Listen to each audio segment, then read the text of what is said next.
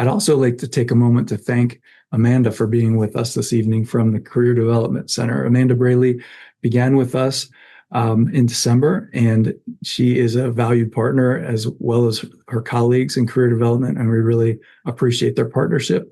And as their mantra goes, we hope that students who are with us this evening join the Career Center for support early and often. Now I'd like to introduce our moderator for this evening. Marshall Curry graduated from Willamette in 2013, earning his BA in sociology and minoring in chemistry and Spanish. As you can see on his slide, he has kept very busy since then, including earning 2 master's degrees from the University of Oregon, but we'll let Marshall fill in the gaps from there. I'll just summarize by saying that he serves as a change agent in our local communities and across the state. Thanks so much, and take it away, Marshall. Thank you so much, Eric. It's a pleasure to be here with you all today. Can you hear me okay, Eric? You're good. All right. This is a subject matter that's really near and dear to me. For a while, about 5 or 6 years, I worked in kind of international development and local development, including projects related to solar, and had to step away from the work. And so I'm really curious about what we're going to learn today from our panelists as we get into it. We all know that there's been a lot of changes over the last few years related to large infrastructure projects that our federal government initiated as we rolled out of COVID, and then continued to develop those projects, and then decided to forego some of those projects. Those impacts have been felt all over the country, and many of us in kind of Willamette's alumni diaspora have dramatically felt those impacts. I want to just kind of start with just that kind of statement, because alumni are going to be sharing their stories, and these stories are not just stories of success, they're stories of barriers, challenges, trauma. And so we're very grateful that they're willing to take time to share with you about their journey as a way for us to kind of come together and work together to create the world we'd like to see and live out Willamette's motto. So with that, again, thank you all for being here. We have a really wonderful panel today, so I'm going to start letting them introduce themselves and let them say a quick introduction. We've got slides prepared for them as well, and then we'll get into the content. So Liz, why don't you go ahead and go first and just do your really quick introduction. Yeah, hi everyone. It's great to be here. My name is Liz Gill. I'm a BA graduate. I majored in politics here at Willamette, and I'm a proud Willamette alum. I'm really here today as kind of that federal story, and don't worry, I'm not going to make it too doom and gloom, but to talk about my kind of relationship to the solar industry. I really started my renewable energy career at the National Renewable Energy Laboratory, recently renamed the National Laboratory of the Rockies, unfortunately, where I worked across a whole span of renewable energy technologies, including solar, but with a real focus on energy equity and bringing solar to low-income communities. From that work, I had a pretty amazing opportunity to go and be a senior advisor to the Greenhouse Gas Reduction Fund at the US EPA. For those of you who aren't familiar, the Greenhouse Gas Reduction Fund was a $27 billion program that came out of their Inflation Reduction Act that was going to set up a national green bank model. $7 billion of that $27 billion was allocated specifically to a program called Solar for All that was really focused on bringing residential, community, and multifamily solar to low-income communities across the country. We had grantees in every state, and it was really a passion project of mine, something I was really a little bit of my work child. And come the Trump administration, we really fought for our lives over at the EPA. Specifically, Solar for All, the Greenhouse Gas Reduction Fund, was one of the biggest targets. So you may have seen us in the New York Times or kind of all over media. We were one of the most, I'd say, hated programs by the new administration. And so I spent a lot of my personal time talking to politicals, talking to Trump administration officials saying, here's why you should really care about solar. It's really good for the economy. And you know what? I bet they are thinking that now. It's a really interesting moment in time in the energy space. We need every electron, every molecule that we can get at this exact moment in time. The dynamic has changed even since the Trump administration took office. The end of my, EPA Solar for All story is that they did end up canceling the program. And I kind of stepped back and thought, where can I do the most good? And I think one of the things we're going to talk about a fair amount tonight is that the West Coast still has a lot of really good enabling policy. If you want to do renewable energy work, Washington, Oregon, California, money is still flowing. It's not that there's not challenges. Everywhere had realigned to this new federal funding and policy landscape. But I do think that working in this region in particular, we are much better positioned to keep projects moving forward. We have the right state policy, et cetera, in place. So I am now a program manager at a small consulting firm called Earth Finance. And I moved to the molecule side of the house. So I'm working on sustainable aviation fuel, renewable diesel, kind of hard to decarbonize transportation industries. So it's not necessarily working in solar now, but it's still a big passion of mine professionally, and really happy to be here with you all. So I'll stop there. Thanks, Marshall. Thanks, Liz. Thanks, Liz. Let's hand it over to Jessica. I want you to do your introduction and comment a little bit about what you're seeing regarding the environment for renewable energy. Yeah. Hi, everyone. Jessica Dusek, located here in Austin, Texas. A little bit about my career journey in a very executive summary. I actually started working in the greenhouse horticulture industry down the street from y'all, right outside of Portland, and became very inspired by naturally. We had basically a mechanism that was solar powered and did not plug in anywhere. It actually helped with the natural flow of the greenhouse.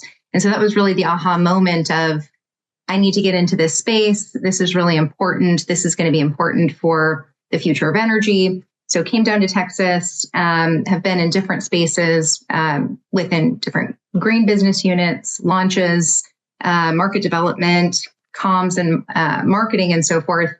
What I do within this space is develop solar projects within the DG space of solar. So we work with landowners in helping them to get new income revenue streams that maybe their next generation kids are not interested in farming, but they can still have solar on their land.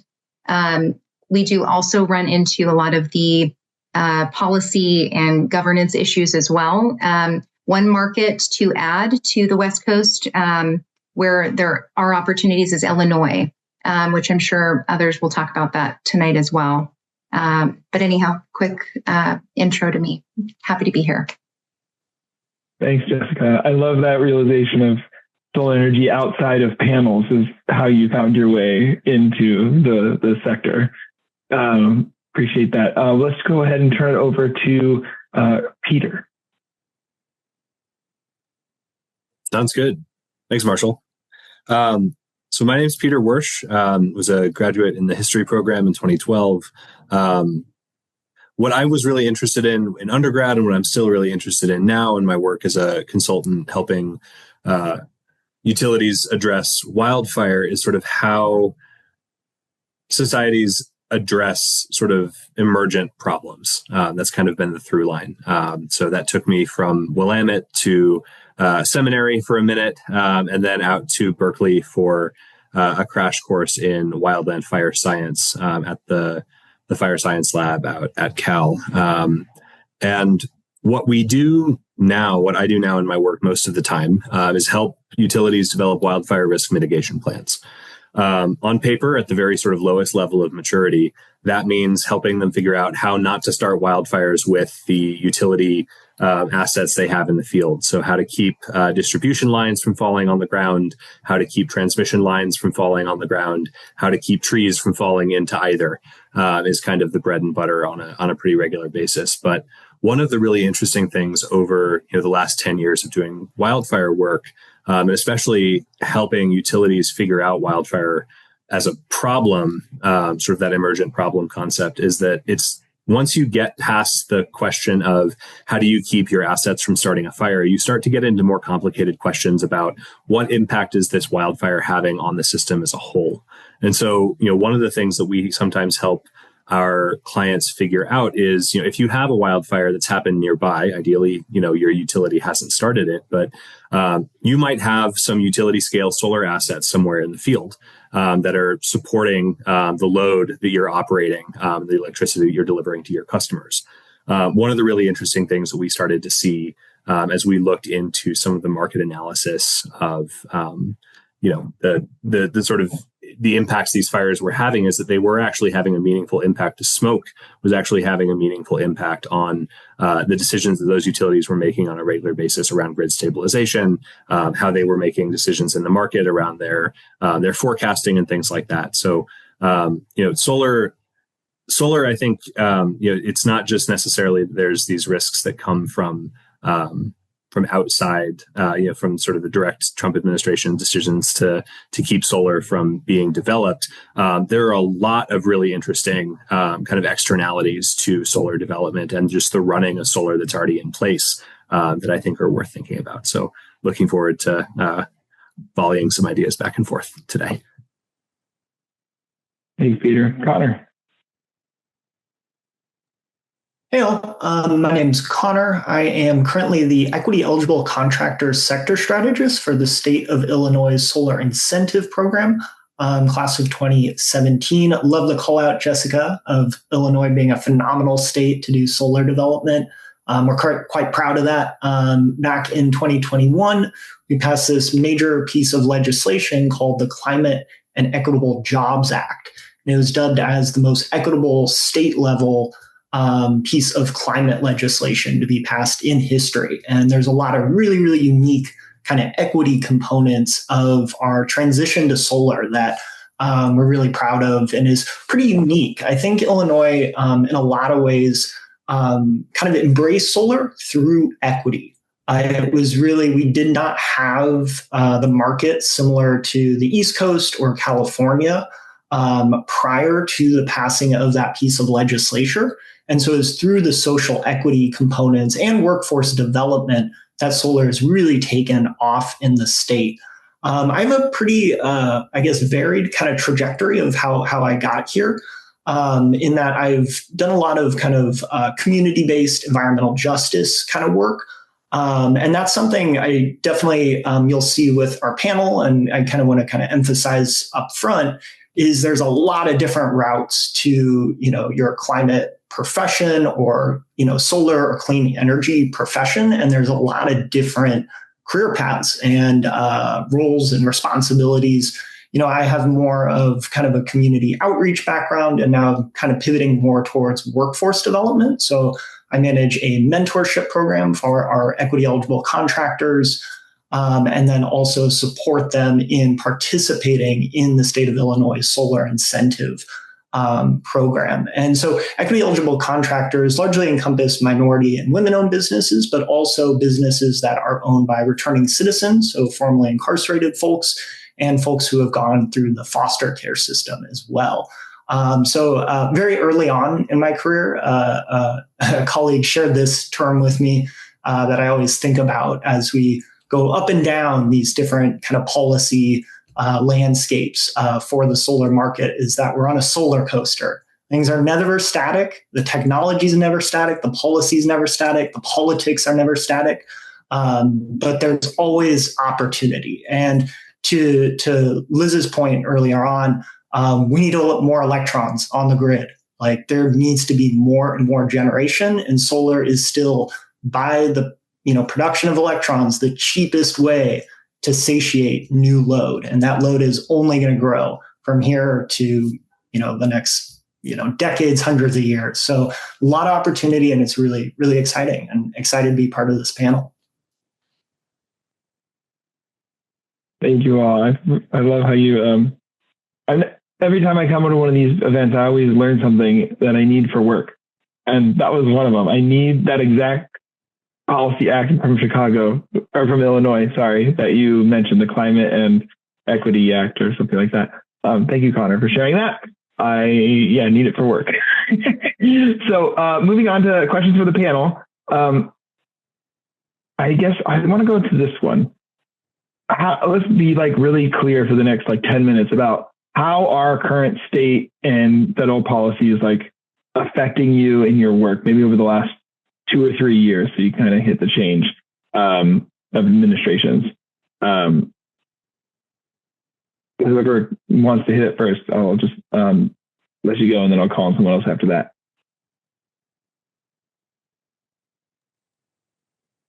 I can start. Jessica, go first. Yeah. I was just going to note, so, and is this kind of contrast between under the Biden to Trump administration, or is it more on the general level? Either or? Yeah, if you want to answer it. Yeah. Okay. Well, there was a lot of buildup under Biden, especially, so I've worked within different capacities within sustainability and renewables. Renewables can also be line items on a sustainability report, so they all go hand in hand. I was looking up the amount. I saw something to the effect of $739 billion in the Inflation Reduction Act, and over the course of, I think, 10 years.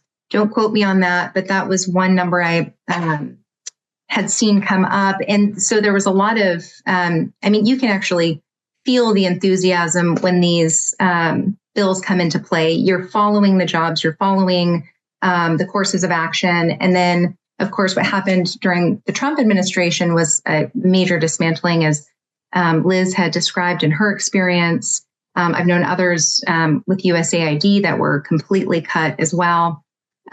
Very, very difficult and very devastating in a lot of ways. What we've done within our landscape is something called safe harboring. That's a pretty common term, is really figuring out what projects are going to go to pencil. And within this next time frame of, mid 2026, how quickly can we get these projects moving, and how quickly can we get these projects in motion under interconnection by end of 2027.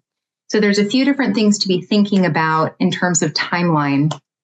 But safe harbor strategy has been a huge part of it, considering different components of your panel manufacturing, the tariff implications, and so forth. A lot of companies that have been able to continue to steer the ship have been able to be prepared with having those items in place currently. So it puts them in a better market position than perhaps other companies or other companies within the industry. Thanks, Jessica. I'll go to Liz.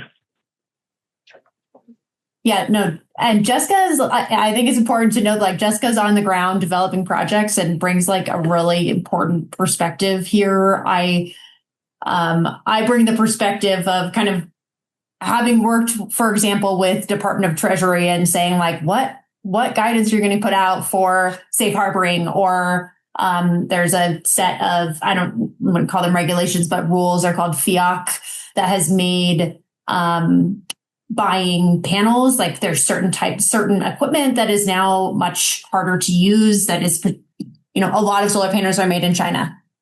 And there's a lot of new rules around what types of panels you can use, et cetera, if you are, for example, using that ITC tax credit. So I'd say the major change for those that to speak to an audience that may not be deep in solar tax credits, the ITC was kind of the major Inflation Reduction Act tax incentive that made developing solar so attractive in the last administration. We're talking 30% I believe, don't quote me on these exact numbers, but you could have a 30% reduction in a project and then stack a bunch of other incentives on top of that, made solar development companies kind of completely change their business models in order to like take advantage of these tax credits.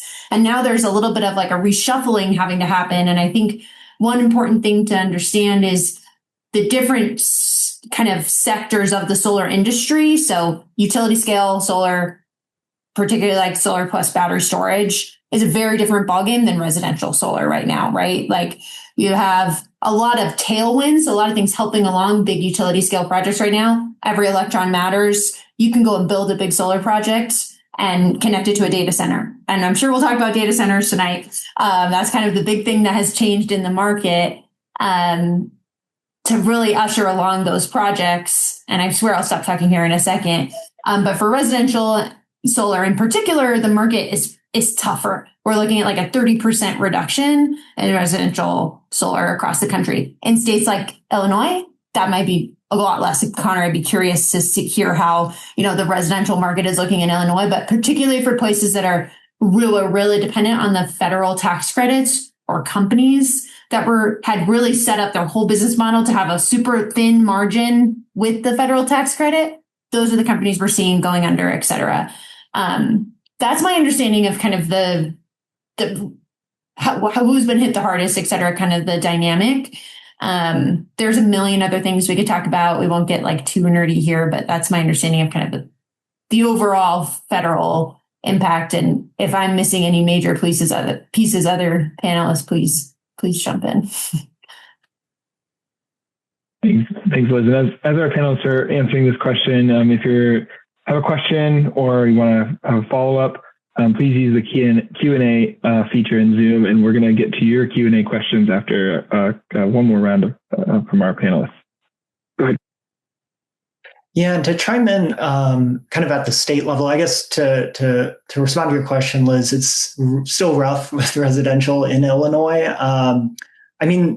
The state has a role, all states do in the period we're in right now, but it's really tough to, make up for that ITC where, that stackability of all of those different incentives. I think it went up to almost like a 50 or 60%, tax credit for some types of projects. It's pretty difficult. So we can do things, and we have been doing things that I do want to emphasize has been actually different than a lot of states. There has been some states, particularly in the Northeast, that are unfortunately backtracking on some of their climate goals. And the name of the game right now politically is affordability, of course. And so there's these situations that states, particularly blue states, that passed major climate legislation under Biden or during the last Trump administration, that now they're kind of weighing, okay, short-term affordability or long-term affordability. And unfortunately, there have been some movements of pulling back some of that climate funding and specifically like energy efficiency and a little bit of renewable energy funding as well to provide more relief for ratepayers. But in the long term, that's not sustainable to providing long-term affordability. Here in Illinois, we have, so basically kind of how these state incentive programs work is that we mandate the utilities to buy a certain level of renewable energy credits. Renewable energy credits are kind of a monetization of the greenness of clean energy. And so the state mandates them at a certain price. And how Liz was touching on the different types of solar projects. You have like community solar, distributed generation, DG, or utility. We focus on the first two, distributed generation and community solar.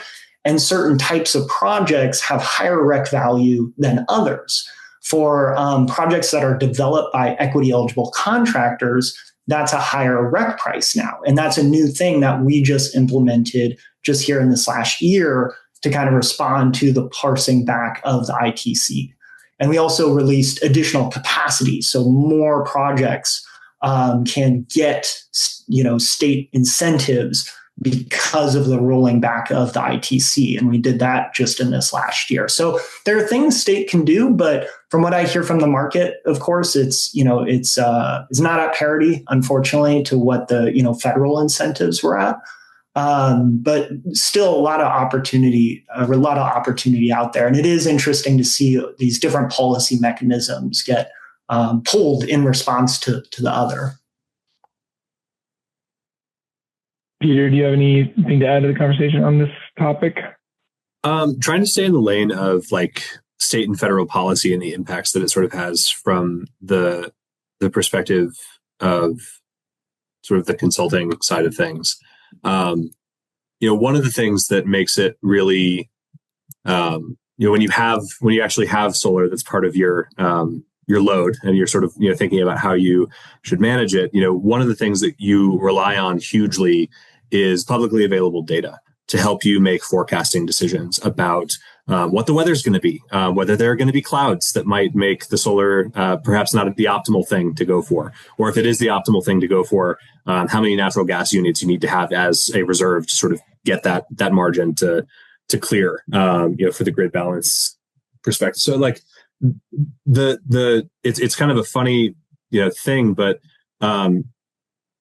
NREL changing its name, changing what they do a little bit, closing down some of their longstanding data sets, changing the models. Things like there's some really phenomenal smoke models that exist, coming out of NOAA, coming out of NREL, and smoke behaves a little bit differently than something like a cloud would, and sort of your normal weather forecasting that sort of goes into the meteorology that informs a lot of utilities' decisions about how to employ solar and when, and the seasonality aspect of it. If you all of a sudden have a sort of like black swan day where you have a bunch of smoke that's in, you can't use maybe some of the assets that you have on your system. And that creates a huge problem. If you don't know that's coming, and you have no way of sort of setting that up because the federal databases that you rely on to help inform the model that you're building, that's a problem too. Like it's not just the direct policy that says, we've decided that we don't like solar for X, Y, or Z reasons. It's all of this stuff that cascades down from decisions about how to support federal science and data availability. I saw it was a very unscientific poll that a friend of mine was doing on LinkedIn a little earlier today, who was like, "Hey, consultants, like, how do you build the products that you give to a lot of your clients for energy work? Like if you're building forecasts, what are you relying on?" And the lion's share of folks said publicly available data. There's not necessarily a private solution to this, like a private market solution that's going to magically have better data than the feds do. The feds have the longest data sets of anybody in this space. So I think there's a lot of sort of unexpected ways that like changes in federal policy and state level policy can impact whether it's a good idea to whether a utility might say like yes or no on like should we build utility scale solar or support sort of the more individual home level as well. Thanks, Peter.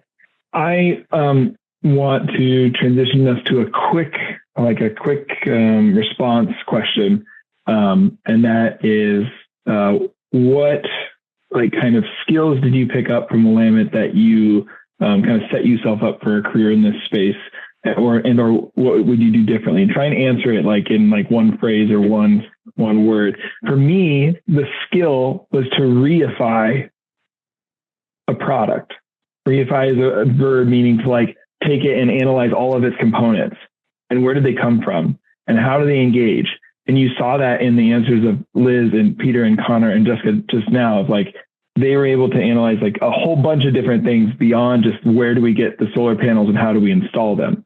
And that is something from Willamette that I learned to do that has really, really benefited me as a graduate, as like someone who's, in complex careers. Like I can really quickly kind of understand all the inputs of a system, whereas someone that I'm working with might not be as quick to understand what's impacting the current thing facing us or the challenge that's currently facing us.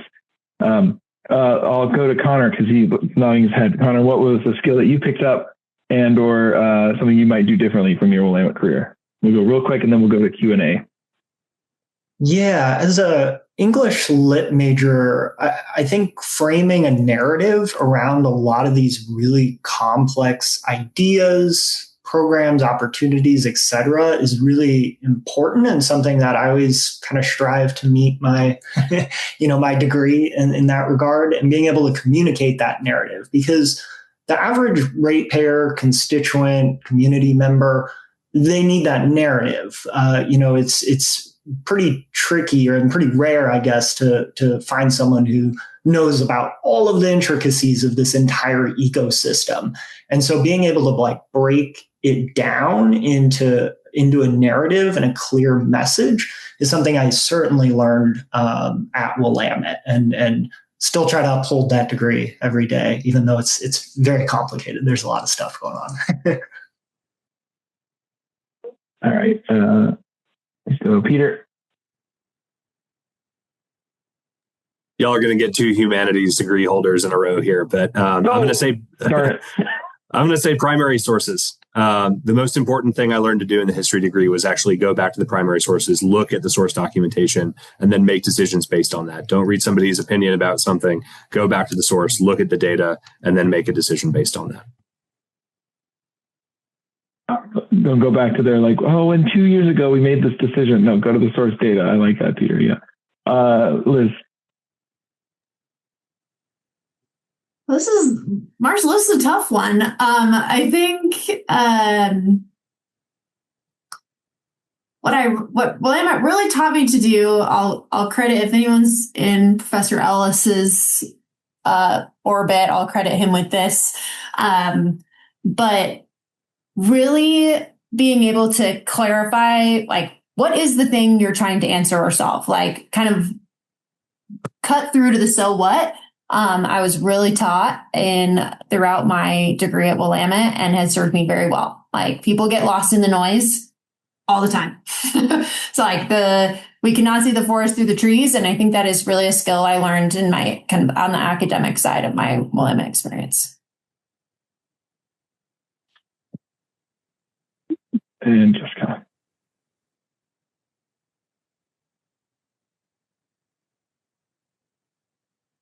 Go ahead, Jessica. Sorry. On the note of crediting professors and courses, so I got an MBAP with Willamette in 2013, and Gary Knight was a huge inspiration in the coursework that he taught. It was global business, and he had us read a book called Fortune at the Bottom. It was by C.K. Prahalad, and he would talk about this book. He probably still does. I talk about this book because it was such a powerful story, but just really looking at, what is the legacy and the impact that we're making, and how can we create change in the process? And also Tim Johnson and his governance. I did not like governance when I started that course. I was that student that did not take government anywhere I could. And his passion for governance opened my eyes and actually made me open up and kind of consider it in different ways. And so those have been really impactful. And of course, other additional courses, statistics, finance. I have encountered more finance and legal than I ever anticipated. So those have also helped along the way. All right, I'm going to turn it to Q&A, but before we respond, I want all the participants, if you haven't typed a question in, I'm going to give you like 30 seconds or like a minute of zero sound so you can type your question in, and then we'll answer the first couple questions that we've received. So go to the Q&A box, click it, type in a question for the panel. While we're waiting for that, just in the spirit of giving plugs for individual professors, some of y'all might have gotten an email that Professor Eisenberg is retiring. So sort of grand, head of American history work at Willamette for years and years and years is finally retiring. So there's an opportunity to put in like if you took a class with her, or if you just want to say thank you. I think the deadline on that closes like tomorrow. So shoot an email over to the alumni people, and they will get you in touch if you want to participate in that. Thank you for the plug, Peter. Appreciate it. All right, let's go ahead and take the first question. We're giving folks enough time, some time to add in some more questions. Hopefully we'll press submit, but we'll take the first one. What's the best way to get snow or ice off of solar panels? Maybe this is a nice one to break up the really technical terms and see if we have an answer. I can take a stab at this one just from a thermodynamic standpoint. So as long as you're using water that is under 1470 degrees, you're not going to melt your solar panels. So just use some warm water if there's persistent ice on there, and you're probably going to be fine. But there's also real soft little rakes you can use to get it off of there too. So.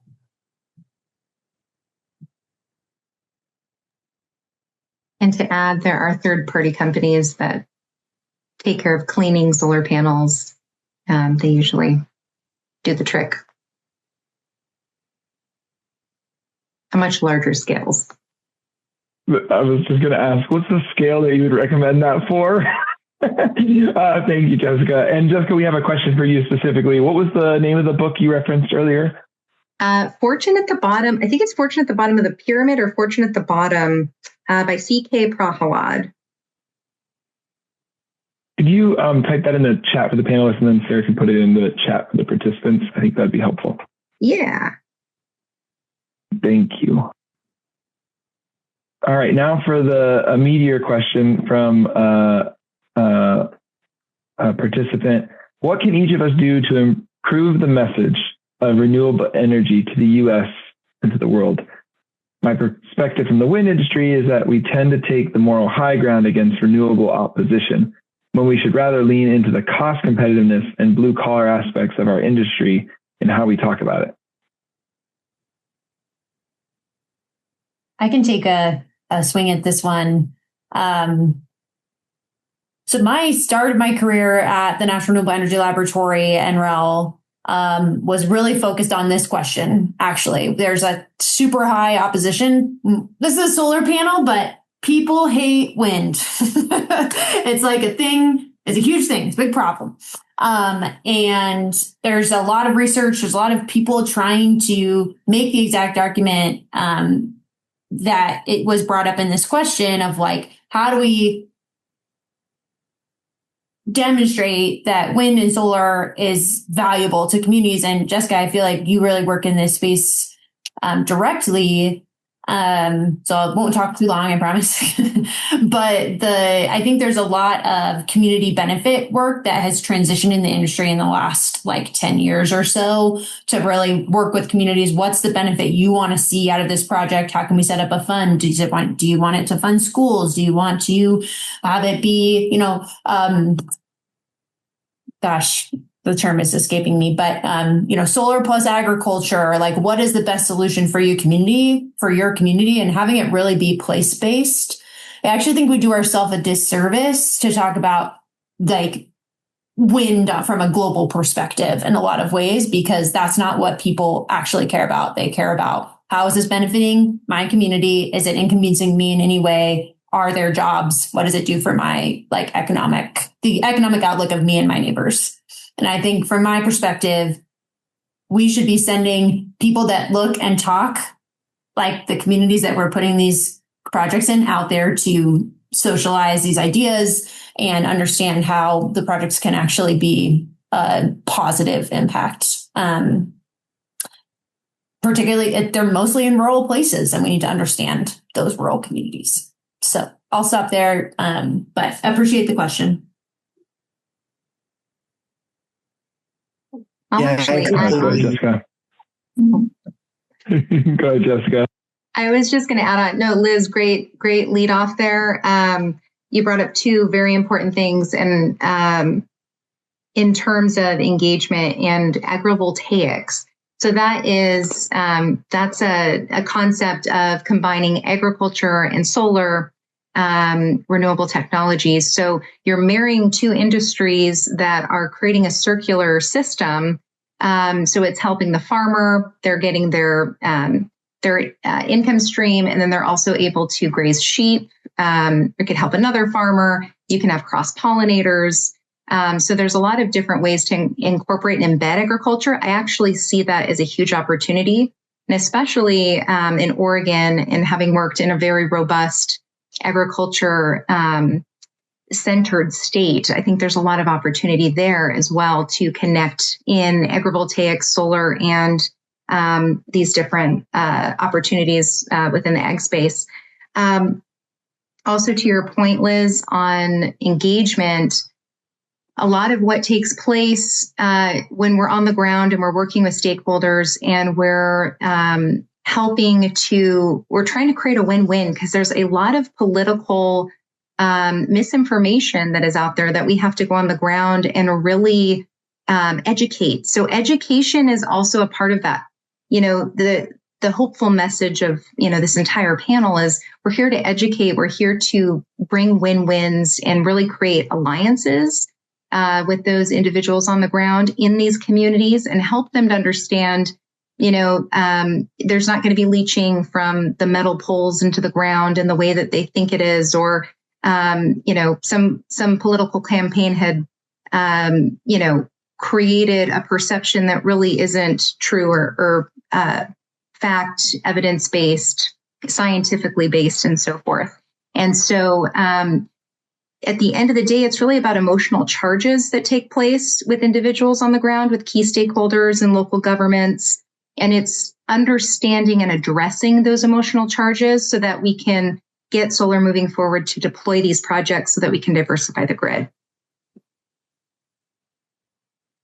Yeah, some of the vendors I work with that I think are the most effective in terms of project development approach their engagement with communities almost in a community organizer kind of role, in which they are responding to community needs, feedback, et cetera. And I think with those community co-benefit aspects too, there's this, on the engineering side, it's supportive of the solar system as well. There's another really exciting kind of concept and project type that's been coming up here in Illinois, but there was also a pilot program in California of agrivoltaics. So these are floating solar systems. And there's a vendor right now who's working on several projects here in the Chicago region around our water treatment plants and having those systems float on their ponds, which is very cool in that it actually cools the system, which makes it more efficient, and it reduces evaporation. There's a pilot program in California building solar over canals in the Central Valley. And that was originally conceived in India. And they're now considering building larger systems in California like that. So I think we're going to see more of that, more projects that identify co-benefits that have benefits not just to the community and the system, but just to both and beyond, which is really, really exciting. And I think that's the creativity that, project development for solar projects need to have when they are engaging with the community and the diversity of geographies around the country as well. Yeah, I'll just double down on the community engagement piece. I think community trust is huge. One of the things on a project, sort of interesting right now, there was a big wildfire out in Nebraska earlier this year in March. It hit it was just under 700,000 acres. One of the things that's really interesting right now is that there's a lot of letters to the editor, things popping up on local Facebook groups saying that the fires were started intentionally to clear ground for wind turbines and data centers. If folks feel like there are things from outside their community that are coming in to replace the things that they do on a regular basis in those places, they will fight back against it. If there's not that community trust in these things, then I think that there's a natural reaction. Distrust of data centers. I don't know that I'm gonna come out and be like, you should totally trust everything the folks who are developing data centers are telling you necessarily, but no one's trying to come in and build wind farms, and start fires intentionally anywhere in Nebraska. That's not a thing. And so, really trying to work with communities and to combat, misinformation, I think is huge as you try to build trust in the space.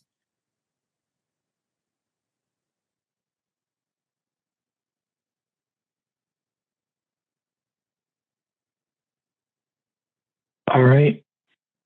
I have another question for you all from our group. One of them is, and I'd like to see if one of you could answer it in the chat. Did I hear that Oregon would have incentives currently on building an off-grid home near solar falls? So if you could, oh,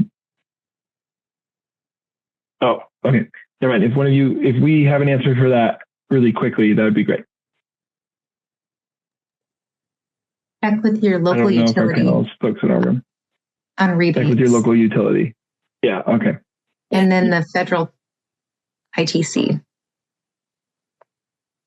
Yeah, I would chime in that kind of as I noted with like Illinois and that the incentives are through the utility. I think it may be rare in terms of like state or utility rebates on off-grid systems. I may be wrong though. What is taking off right now that may be worth looking into is plug-in solar, which is very cool. They're smaller systems, but they plug directly into literally an AC outlet and offset the load on that given property. Right now, there's legislation across like 20 plus states now kind of being considered. I think it's only in Utah and Maine right now, but they do not offer rebates for those systems. But I don't know. Yeah, it is worth looking into. Oregon may provide rebates for those systems off grid. Thanks. And what I want to go all the way around the panel with, as we are an alumni group, we want to make sure we're giving some breadcrumbs or tips for current students to follow. So what advice do you have for current Willamette students who are interested in following in your footsteps and working in renewable energy sustainability careers?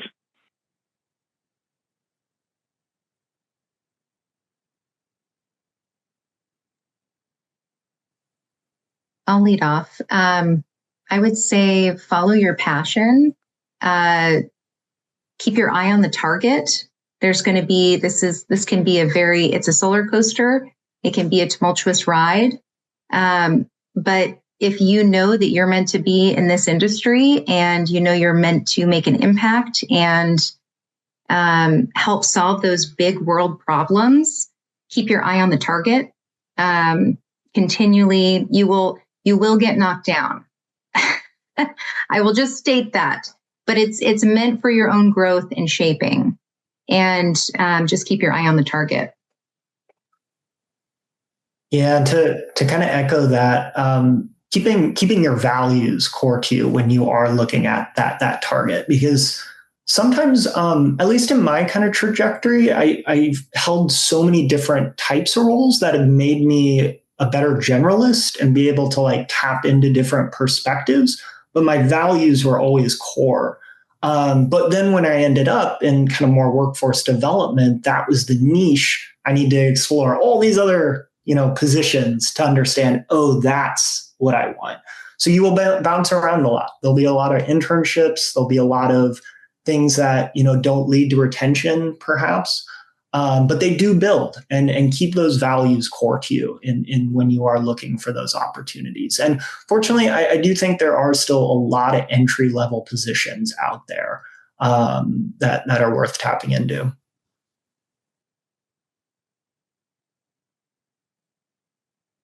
Yeah, I might build off that generalist comment a little bit, Connor. I think one thing, well, first I'll just say I would be open to, I would not just look for jobs that have climate or renewable energy in the title, right? Like go work for a utility. You understand utilities, like you can go do a lot of stuff. Go work for, like there's a big energy world out there that might not be like, oh, we have a pretty diverse group here, but like, I think there's kind of this vision of like, oh, working in renewable energy is just working for a developer. And there's just like a really big world out there kind of like touching this space, being a consultant, working in government, working for a utility, working for the Public Utility Commission, working for a nonprofit, an advocacy organization. There's like a lot of angles to this space that I think are really important to keep in mind. And I think the energy space can be quite intimidating because it's a very technical world, but you don't necessarily need to be like a deep technical expert. I am not a deep technical expert, but a lot of the deep technical experts need Willamette type grads to come in and be like, okay, like what what are you trying to do here? Like let's get this project to completion. I do think particularly in a world, not to like bring up AI, but like in a world where expertise is maybe becoming less of a premium, having that ability to like shape projects is huge. And I think being open to like generalist type roles and across different types of organizations, they might not say climate in the title, but you gain expertise in the energy space, you can eventually get to the specific renewable energy career you want to do. That's been my experience. I have worked in wind, offshore wind, batteries, solar, and now renewable fuels. So it is like not, and I graduated in 2017. So like we're 10 years out, that's 5 different renewable energy technologies. Hydro, I started my first job was at the Bureau of Reclamation. So I just think that, keep your mind open and just like be willing to be a generalist unless you want to go get your PhD and like be the technical guy, which is also great, or gal. You can also be a technical gal. So, all right, I'll stop there. I'm not going to say anything that anybody hasn't already said, but I mean, the space really, it rewards action. If you can find a project, if you can find something that is, that moves the needle in a way that you feel really passionate about, then, you can, that's what you put on a resume. That's what goes into the next job. That's how you get the next thing. I think there are a lot of organizations right now whose sustainability commitments, I think with a little bit of hindsight seem pretty hollow, given how quickly some of them have moved back to just like whatever business as usual was before they made those commitments. One way to look at that is it's super depressing about how many of those organizations made really hollow promises about sustainability. The other way to look at that is to say somebody tried to put sustainability in place in this organization once. It didn't work. It's changed. How do we go back in and see if we can give it another go? There's a lot of fertile ground out there yet to be tilled. So I think just get out there and do it. And if y'all ever want to talk shop, I think anybody on the call would probably say yes to a outreach on LinkedIn or emails or whatever. So talk to people and do work. I'm so sorry. I'm going to say one more thing, Marshall, Peter. I think that's so important because in my current job, what we're hearing from big corporates is they're not calling it climate, but all of a sudden they can't get power. They can't get water because there's literally not enough electrons on the grid to have a big new box retailer come into certain locations. The framing of this space is changing just super rapidly. So I think just that like broad perspective of like, oh, maybe I'm not like a sustainability specialist, but I'm still working on energy and water issues and we're working on solar projects is going to be really important, particularly probably in the next couple of years. So sorry, I feel like I've talked a lot, but just wanted to add that after your comment, Peter, I think is really important. I was going to say one more. Now we're all kind of jumping on. I did want to really quickly pitch too, considering getting your project management certificate. There's a project management institute, and to Liz's point, that's the sort of kind of unique ability to manage a project, get the action done, to Peter's point, and that is applicable to not just the clean energy sector, but to a lot of different kind of professional paths and career paths. So I would certainly consider looking into that. That's something the majority of people on my team have that certificate and are just really good project managers, and you could take and go to other careers if need be.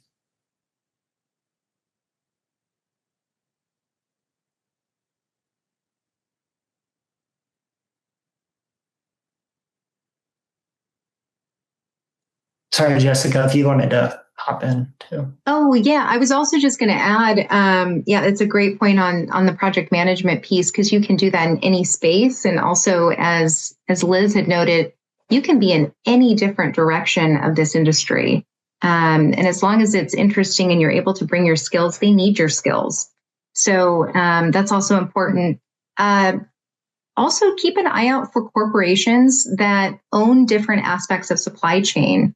And sometimes companies, if they have values on the note of values, if they're valuing diversifying their portfolio, they may have renewables here, they might have wind, they may have solar, they may have electric vehicle technologies, other emerging technologies.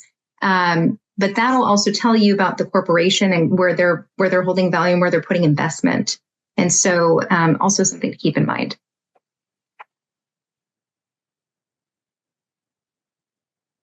Thanks, everybody. I think you can hear me now. Is that correct? All right. Yes. You all did great covering my lack of connection and lack of meeting. We've got 3 minutes left, so I'm going to summarize some ideas to answer a couple of questions, as well as kind of say thank you to you. First, I am coming from you also from Kalapuya land, but I'm in front of the Mackenzie River in this background, which was one of the questions. And we've covered a lot of ground in the last hour, and I think some of the things that I heard that would probably answer 2 of the questions about combating political organizations that are trying to influence states away from long-term renewable energy strategies, and also work that the Trump administration is doing that might raise concerns in your community about residential rates, is that it's kind of all approaches are good approaches, especially if you can do them all at once. So narrative approaches, as Connor described, data approaches, as described, letters to the editor, getting a group of friends to talk about it, talking about it at a potluck, talking about it with the PTO when you're dropping off your kids, and just starting to talk about it. You'll often find that other people are thinking about it, and you'll start to get connected with other people, and you'll start to get wins as you just start to kind of talk about it. And I think that's one way I would like to suggest that you approach it. The other way is to get involved with a national organization. There are associations and advocacy groups at the national level, at the state level, on all of these things. Some are hyper-focused, some are more general. Find the one that works for you and get plugged in. They'll have tons of volunteer roles for you to fulfill, and lending your skills to that is a great way to kind of work on either of those things that are coming up or that were asked about in the chat. We've also talked about ice, like how to clear ice off of your solar panels. We've talked about the changes in policy, the need for more electrons, and how that trend is not going to change over time.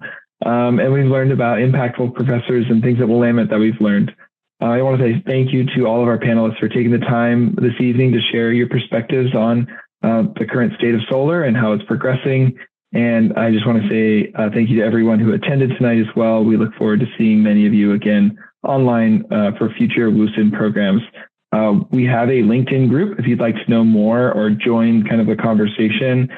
We have posts go out from our membership on the WUSIN LinkedIn group, and you can be a part of that, engage in those posts, and also reach out to other members for, as mentioned earlier, asking someone for a virtual coffee to learn more about their experience. Finally, I just want you all to take from today as you head out into the evening that, again, we come to these spaces to remind ourselves of our motto at the university, that not unto ourselves alone are we born, and we have more to do if we're going to make the environment sustainable for humans for centuries to come. Thanks again, and take care. I'll hand it over to Eric or Sarah to do any other final wrap-ups. I think that's it. Really appreciate our attendees for joining us and sharing your questions this evening. And I also want to echo Marshall's thanks to our panelists. Deeply appreciate your time this evening. And Amanda, thanks for being with us to represent career development and be a presence for that. So appreciate all of you, and look forward to connecting again soon. Thanks, everyone. Thanks all. Thanks all.